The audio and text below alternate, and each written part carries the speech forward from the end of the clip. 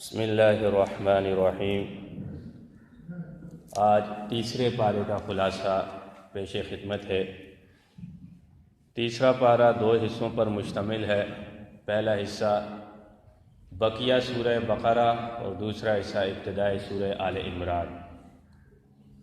سورہ بقرہ کا جو بقیہ حصہ ہے تیسرے پارے کے اندر، اس میں 4 باتیں ہیں۔ پہلی بات جو ہے 2 آیتوں کا ذکر ہے، اور دوسری بات 2 انبیاء کا تذکرہ اور حضرت ابراہیم علیہ السلام کا نمرود سے مکالمہ، تیسری بات صدقہ اور سود کے حوالے سے، اور چوتھی بات سورت کا اختتام دعا یا کلمات پر ہے۔ پہلی بات کہ 2 آیات کا ذکر ہے۔ پہلی آیت ہے آیت الکرسی۔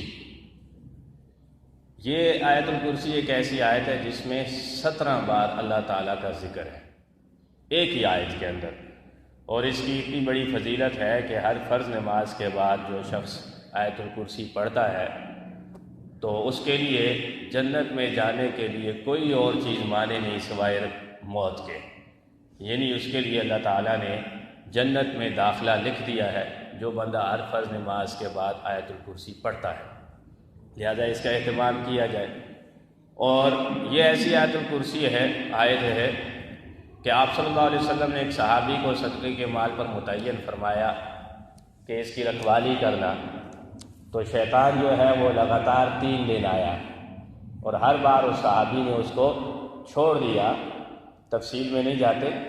تو تیسری بار جب پکڑا تو صحابی نے کہا آج تو میں تجھے نبی پاک صلی اللہ علیہ وسلم کے پاس ضرور پیش کروں گا، تو اس نے کہا آج کے بعد میں نہیں آؤں گا، البتہ ایک چیز تجھے ایسی بتا کے جاؤں گا کہ اس کے بعد میں نے نہیں آنا اور تیرے مال کی حفاظت بھی ہوگی۔ اور اس نے بتایا کہ بھئی آیت الکرسی پڑھا کر۔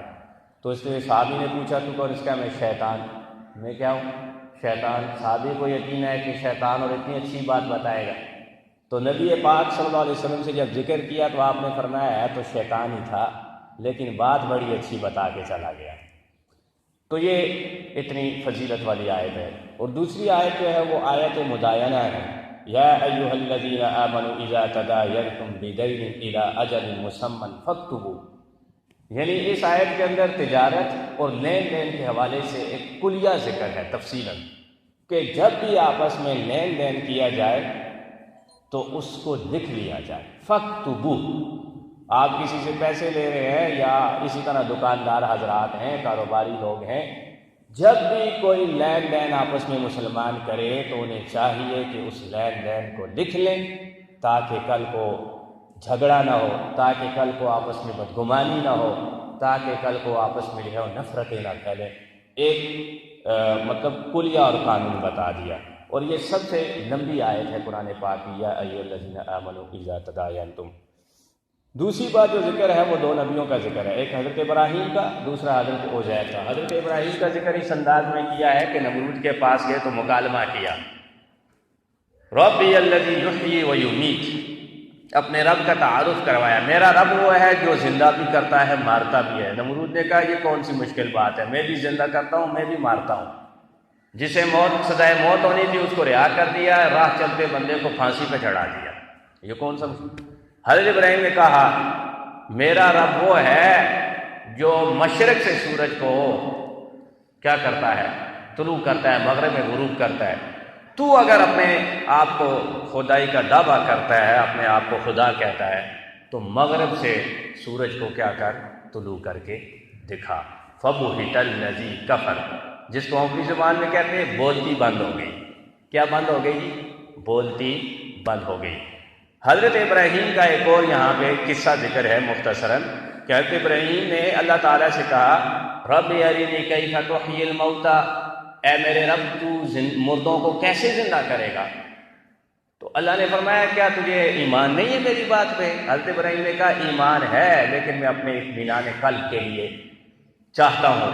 تو اللہ نے فرمایا کہ ایک پرندہ لو اور اس کے حصے کر دو، پہاڑ مختلف پہاڑیوں پر جو ہے ان حصوں کو رکھ دو اور ان کو پکارو، تو وہ چاروں کے وہ مختلف حصے جو ہے وہ ایک دوسرے کے ساتھ جڑ کر دوبارہ پرندہ بن جائے گا۔ حضرت ابراہیم نے اپنی آنکھوں کے ساتھ مشاہدہ کیا کہ قیامت میں کے دن اللہ تعالیٰ اسی طرح ذرات کو، ہڈیوں کو، گوشت کو جوڑ کر انسان کو دوبارہ زندہ کرے گا۔ ہم قبر میں مردہ دفناتے ہیں، سوائے انبیاء اور شہداء کے ہر انسان کی جو ہے مطلب جو بدن ہے وہ ذرہ ذرہ ہو جاتا ہے، ہڈیاں رہ جاتی ہیں، سوائے انبیاء کے اور شہداء کے اور نیک لوگوں کے، باقیوں کی جو ہے وہ مٹی میں مل جاتی ہیں، لیکن اللہ تعالیٰ جوڑے گا اور دوبارہ زندہ کرے گا، اور اللہ کے لیے ایسا کرنا مشکل نہیں ہے۔ اسی طرح حضرت عزیر کا ذکر ایک بستی ذکر ہے، او کالذی مر علی قریۃ وہی خاویۃ علی عروشہا، دیکھتے ہیں سارے ذہن میں آیا کہ یہ دوبارہ کیسے زندہ ہو گئے۔ 100 سال تک اللہ تعالیٰ نے حضرت عزیر کو سلا دیا، پورے 100 سال حضرت عزیر سوئے رہے، یعنی موت دے دی۔ 100 سال کے بعد دوبارہ زندہ کیا اور پوچھا کم لبثت، کتنا ٹھہرے ہو؟ کون ہے جی؟ نبی۔ کس سے سوال ہو رہا ہے؟ نبی سے۔ کم لبثت؟ انہوں نے کہا لبثت یوما او بعض یوم، یا اللہ ایک دن ٹھہرا ہوں یا آدھا دن ٹھہرا ہوں۔ اب جو لوگ کہتے ہیں جی نبی کو ہر بات کا علم ہوتا ہے، یہ ٹھیک نہیں ہے۔ ہاں آپ ساتھ میں یہ کہ نبی کو ہر اس بات کا علم ہوتا ہے جو اللہ اس کو بتائے، نبی کو ہر اس بات کا علم ہوتا ہے جو اللہ اس کو بتائے، اللہ نہ بتائے تو اس کو علم نہیں۔ اب یہاں پہ حضرت عزیر نبی ہے، اللہ پوچھ رہے ہیں کتنے دن ٹھہرے، کتنا عرصہ ٹھہرے؟ ان کا ایک دن، حالانکہ کتنا عرصہ گزر گیا؟ 100 سال۔ تو یہ قدرت خداوندی ہے۔ دوسرے نمبر پہ جو ذکر ہے، تیسرے نمبر پر صدقہ اور سود۔ صدقہ سے مال بڑھتا ہے، سود سے مال کم ہوتا ہے، اور ہمیں جو نظر آتا ہے صدقہ سے مال کم ہوتا نظر آتا ہے اور سود سے مال بڑھتا ہوا نظر آتا ہے۔ اللہ نے فضیلت سنائی ہے کہ ایک کے بدلے 700 کا میں ثواب عطا کروں گا، اور سود کی مذمت، یا ایھا الذین آمنوا اتقوا اللہ وذروا ما بقی من الربا ان کنتم مؤمنین فان لم تفعلوا فاذنوا بحرب۔ اعلان جنگ ہے سود کھانے والے کے ساتھ، اللہ کا کیا ہے؟ اعلان جنگ ہے، اور آج سودی کاروبار چل رہے ہیں۔ ہمیں چاہیے کہ جتنا ہو سکتا ہے ہم اس سود سے اپنے آپ کو کیا رکھیں جی، بچائے رکھیں۔ تو سود کے بارے میں آتا ہے، اس کی مذمت کے بارے میں، جس نے ایک لقمہ سود کا کھایا وہ ایسے ہے جیسے اس نے اپنی سگی ماں سے 36 بار زنا کیا۔ اتنی بڑی مذمت ہے، پھر بھی مسلمان آج سود کے کاروبار میں پڑا ہوا ہے، اور اپنا بینک بیلنس اور اکاؤنٹ جو ہے وہ سیونگ، ایک ہوتا ہے کرنٹ، ایک ہوتا ہے سیونگ۔ پھر لوگ کہتے ہیں کہ سارا پاکستان کا تو سارا ہی کاروبار جو ہے وہ سود پہ چل رہا ہے۔ میں اور آپ اس کے مکلف نہیں ہیں، میں اور آپ جتنا کر سکتے ہیں اتنا تو کریں نا۔ یہ نہیں کہ اگر ایک بندہ غلط کر رہا ہے تو میں بھی غلط کروں، جتنا میں بچ سکتا ہوں، جتنا علماء بتا رہے ہیں اتنا ہمیں بچنا چاہیے۔ ہم اپنا اکاؤنٹ جو ہے وہ کرنٹ اکاؤنٹ کھلوائیں، نہ کہ سیونگ۔ سیونگ میں لوگ رکھوا دیتے ہیں، مہینے کے بعد اضافہ ہو گیا، 2 مہینے بعد اضافہ، 3 مہینے کے بعد اضافہ، یہ اضافہ سود ہے، اور اس طرح سود کی ڈھیروں شکلیں ہیں، ان سے بچنا چاہیے۔ چوتھے نمبر پہ جو ہے وہ سورت کا آخر جو ہے وہ دعائیہ کلمات ہوتا ہے، آمن الرسول بما انزل الیہ من ربہ والمؤمنون، یہ سورت کا آخر ہے، اور یہ آخری رکوع ایسا ہے کہ جب ہم مردے کو دفنا دیتے ہیں ہر ایک وہاں سے جانے کو تیار ہوتا ہے، سگے رشتہ دار بھی جانے کو تیار ہوتے ہیں، وہاں پہ شریعت کا حکم ہے کہ اب یہاں پہ کھڑے ہو جاؤ، قرآن کی تلاوت کرو اور اس کے بعد دعا مانگو، کیونکہ اب اس کے بعد دعا کے علاوہ اس کا کوئی آسرا نہیں ہے۔ وہاں پہ پھر کھڑے ہو کر جو ہے وہ یہ تلقین پڑھی جاتی ہے، پاؤں کے سرہانے، آمن الرسول بما انزل الیہ من ربہ والمؤمنون۔ اور آخری جو 2 آیات ہیں ان کے بارے میں آتا ہے، اللہ کے رسول نے فرمایا معراج کے موقع پر یہ اللہ تعالیٰ نے مجھے دی، یہ اللہ کے خزانے میں سے ایک خزانہ ہے، ربنا لا تحمل علینا اصرا کما حملتہ علی الذین۔ حضرت عمر رضی اللہ تعالیٰ عنہ کے دور کی بات ہے، وہ کسی کو سرکاری عہدہ دیتے نا تو میرٹ کیا تھا؟ میرٹ یہ تھا کہ اس سے پوچھتے کہ سورہ بقرہ آتی ہے کہ یا نہیں۔ آج ہمارے ہاں سرکاری جو ملازمتیں ہیں یا اقتدار میں آنے کے لیے جو لوگ آتے ہیں ان کا میرٹ کیا ہے؟ دنیاوی تعلیم بھی تو بہت کم، اور دینی تعلیم کا تو پوچھے ہی نہ۔ دینی تعلیم کا آپ کو خوب حال پتہ ہے کہ سورہ اخلاص تک نہیں آتی ہمارے ممبران کو، ٹھیک ہے، تو وہاں پہ اس وقت عمر فاروق رضی اللہ تعالیٰ عنہ کے دور میں اس بندے کو سرکاری عہدہ دیا جاتا تھا جو بندہ جس بندے کو سورہ بقرہ آتی ہو۔ اسی طرح یہ واحد ایسی صورت ہے قرآن پاک کی کہ جس میں سب سے زیادہ شریعت کے احکامات بیان کیے گئے ہیں۔ پھر اگلی صورت جو دوسری صورت شروع ہوتی ہے وہ سورہ آل عمران ہے۔ اس کے ابتدائی آل عمران میں 5 باتیں ذکر ہیں۔ پہلی بات جو ہے وہ سورت کی مناسبت ہے سورہ بقرہ سے، کہ سورہ بقرہ میں اللہ کی وحدانیت، سورہ آل عمران میں وحدانیت۔ سورہ بقرہ میں اہل کتاب سے خطاب ہے، سورہ آل عمران میں بھی اہل کتاب سے خطاب ہے۔ سورہ بقرہ میں یہودیوں سے زیادہ خطاب ہے، سورہ آل عمران میں عیسائیوں سے زیادہ خطاب ہے۔ سورت کے شروع میں جو ہے وہ اللہ کی وحدانیت، اللہ کی صفات کا ذکر ہے۔ اسی طرح پھر دوسری بات جو ذکر ہے وہ یہ ہے کہ قرآن کی 2 طرح کی آیات ہیں، ایک کو محکمات کہتے ہیں، دوسرے کو مشابہات کہتے ہیں۔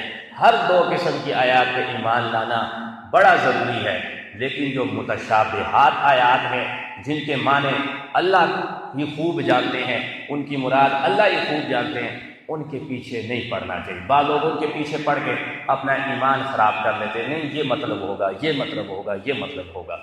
اور اس کے بعد جو ہے اس بات کا ذکر ہے کہ دین جو ہے نا، دین ان الدین عند اللہ الاسلام، دین مذہب وہ صرف اسلام ہے، صرف اور صرف کیا ہے جی؟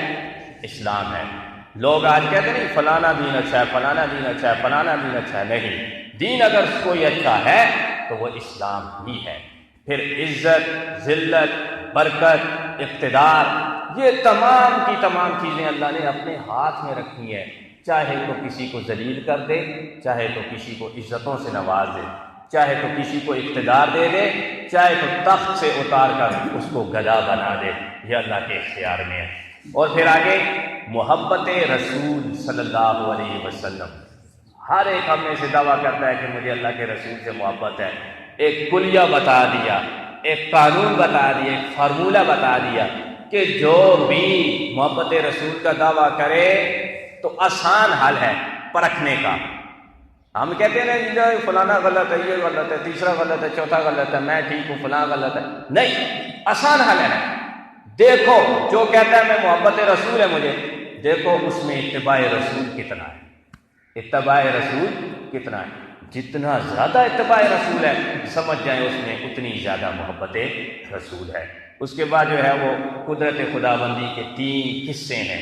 ایک حضرت مریم علیہ السلام کا کہ بے موسمی پھل اللہ تعالیٰ نے حضرت مریم کو دیے، اور دوسرا حضرت زکریا کا، جب حضرت زکریا نے بے موسمی پھل دیکھے تو مطلب تقریباً بڑھاپے کی عمر ہے، بہت زیادہ عمر ہے، جس میں اولاد کی امید نہیں ہے، تو اللہ کے آگے ہاتھ اٹھائے، یا اللہ جس طرح تو حضرت مریم کو بے موسمی پھل دے سکتا ہے تو مجھے بھی اس عمر میں کیا کر، اولاد عطا کر۔ تو اللہ تعالیٰ نے اس عمر میں اولاد عطا کی، یہ قدرت خداوندی ہے۔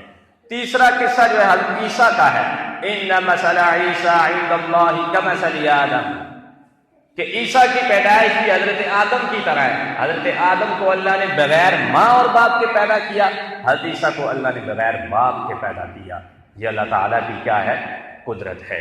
اور اس کے بعد جو ہے نجران کے ایک وقت حضور کے پاس آیا، مناظرہ کیا، نہیں بات مانے، چلے گئے۔